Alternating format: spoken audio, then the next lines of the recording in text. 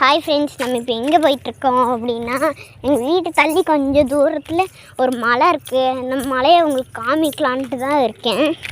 ஆக்சுவலாக அந்த மலை ரொம்ப தூரமாக இருக்குது. ஆனால் அங்கேருந்து குட்டியாக தண்ணி வழிகிறது நல்லாயிருக்கும்.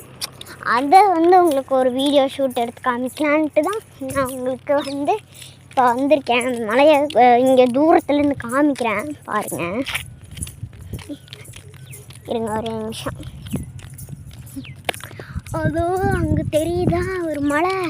இந்த செடிகள் ஜாஸ்தியாக இருக்கிறதுனால சரியாக தெரிய மாட்டேங்குது. இப்போ தெரியும் பாருங்கள், ஜூம் பண்ணி காமிக்கிறேன். உங்களுக்கு ஃபில்டர் போட்டிருக்கிறதுனால தான் உங்களுக்கு சரியாக தெரிய மாட்டேங்குது. தண்ணி வழியிறது எல்லாமே.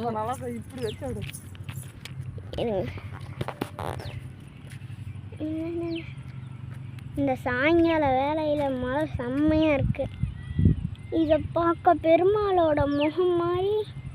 இதை நீங்கள் திருப்பி பாருங்கள். இப்படி திருப்பி வச்சு பார்க்குற மாதிரி பாருங்கள். நீங்கள் அதில் கண், மூக்கு, வாய், அந்த மாதிரி தவடை, நெத்தி அது உங்களுக்கு தெரியும்.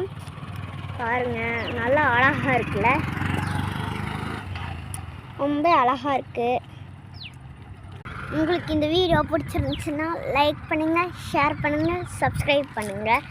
பாய். நம்ம அடுத்த வீடியோவில் சந்திக்கலாம்.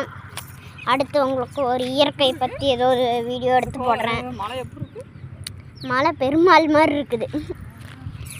படுத்துட்டு இருக்கிற மாதிரி இருக்குது பெருமாள். எனக்கு அப்படி தான் கண்ணுக்கு இந்த ஃபில்டரில் பார்க்கும்போது எனக்கு அப்படியே தான் தெரியுது. ஒரே நிமிஷம் இருங்க, திரும்பி காமிக்கிறேன் உங்களுக்கு எது எது என்னன்னு.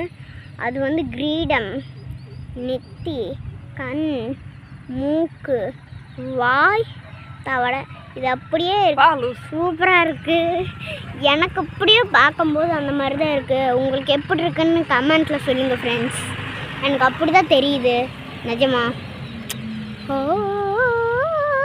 அது என்ன தெரியுதா, வெளிச்சமாக இருக்கே, அதுதான் ஃப்ரெண்ட்ஸ் நம்ம சூரியன்.